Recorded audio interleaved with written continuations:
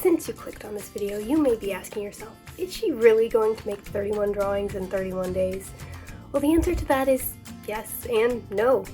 Keep watching to find out how I have successfully completed Inktober in the past and what I'm doing to prepare for it this year. If you're new here, hi, my name is Emily. Here we like to be a little bit whimsical, creative, and just enjoy the little things in life. Thanks for joining us today.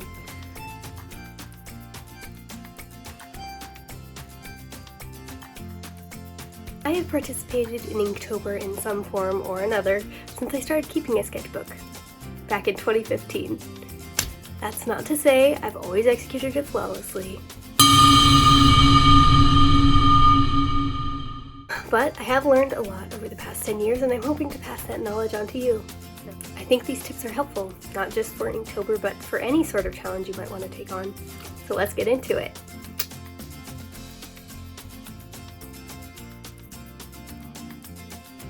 Tip number 1, know your limits and set your goals based on them.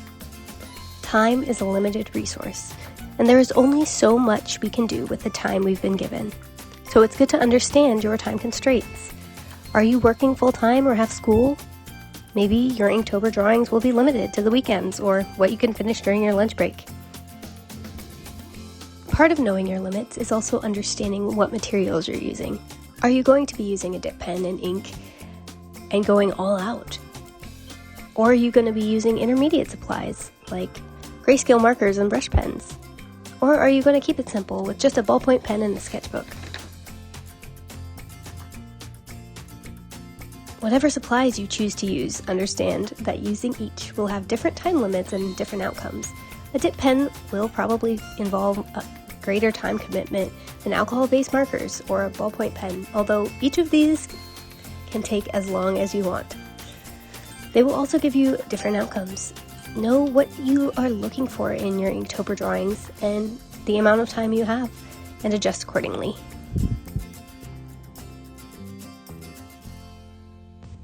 Tip number 2, make a plan and schedule ahead of time. What really helps me when it comes to having a successful Inktober is having a plan. Planning out my ideas, planning out what time of day I'm going to work, planning out my thumbnails, references, sketches, you name it, you probably want to plan it. It is amazing to have a plan, and with that plan, to work ahead. But Emily, working ahead is cheating! My friend, if you are convicted that working ahead on your Inktobers is cheating, then please, by all means, only use the 24 hours to complete your prompt for the day. But working ahead is so helpful, especially if you're busy or when the unexpected comes up, because life doesn't revolve around Inktober as much as we wish it did. Even if you want to complete each piece day by day, I recommend having your ideas in advance. It also doesn't hurt to have a thumbnail or even a sketch ready to go.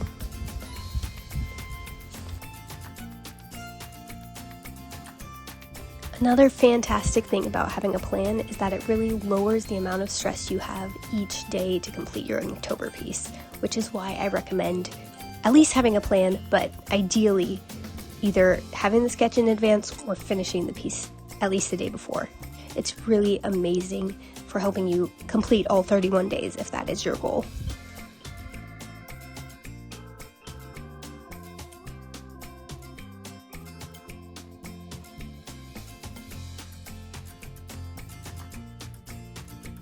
We interrupt this program to bring you a little unboxing. I just got some stickers in the mail and I'm so excited to show you guys.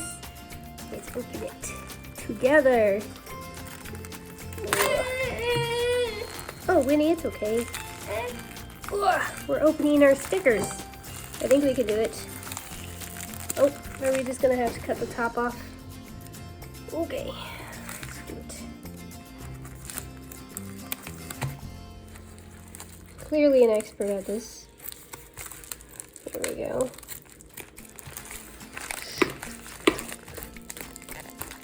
Oh, there. Oh, there we go. Let's pull it out. Okay, you guys.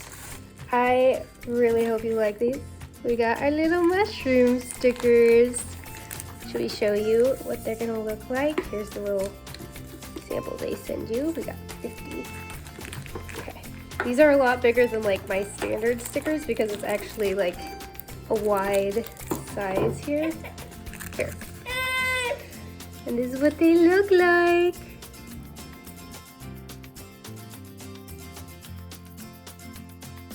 These are now available in my shop for $3 each, or if you're viewing this before September 30th, you can get them for $1.50 if you use the code FALLBEGINS50.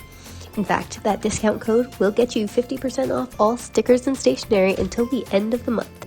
So check it out after this video to stock up today. Go to mbemily.com/shop. Now back to our regularly scheduled programming. Tip number 3, have fun and don't stress. It can be so easy to get caught up in the frenzy of Inktober that you forget that this challenge is supposed to be fun and for your artistic growth. So don't stress. Life happens, your plans may get out of whack, and that is okay. It's okay to miss a day or two or more if you need to, but remember that you can keep going. You don't have to just give up because you skipped a day. You can skip ahead to the current prompt or try to make up those lost days if you want, but I think it's helpful to remember that just because we skipped, it doesn't make the challenge a total bust. We're just trying our best, and if we fall, we can always get back up again. Another part of the fun could be trying new things. Going in for a supply you wouldn't normally use, making a piece with a different subject than your standard art pieces, or even trying to create a story through your Inktober. It's a great time to try something new and different. You have 31 days after all. What's so wonderful about this season is seeing all the fantastic art other artists are creating for these various challenges. I highly recommend enjoying their pieces and let them know you like their content, perhaps telling them you're taking part in a challenge yourself. It's so much fun to form a little community of artists and creatives.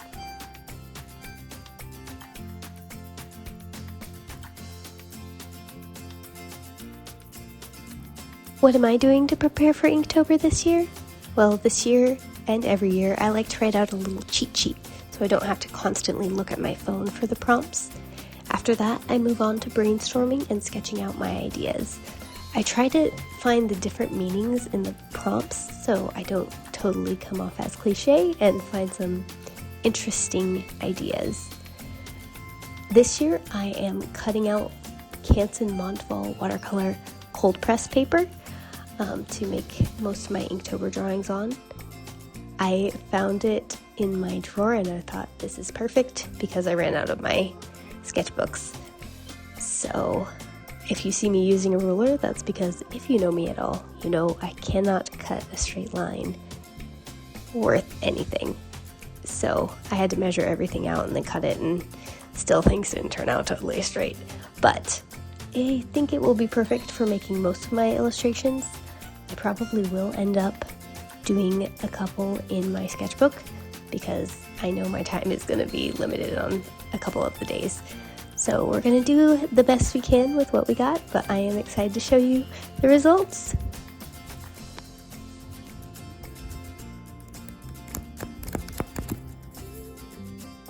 If you've been here this long, thank you so much for watching. I really appreciate you being here. If you liked this video, please give it a like.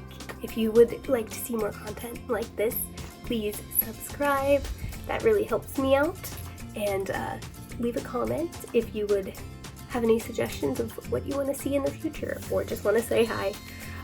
There will also be a question of the episode on the end card, so I would love to see your responses to that as well. Again, thanks for watching. Have a wonderful rest of your day. Bye. Also, don't forget to use the code FALLBEGINS50 to get 50% off stickers and stationery in my shop.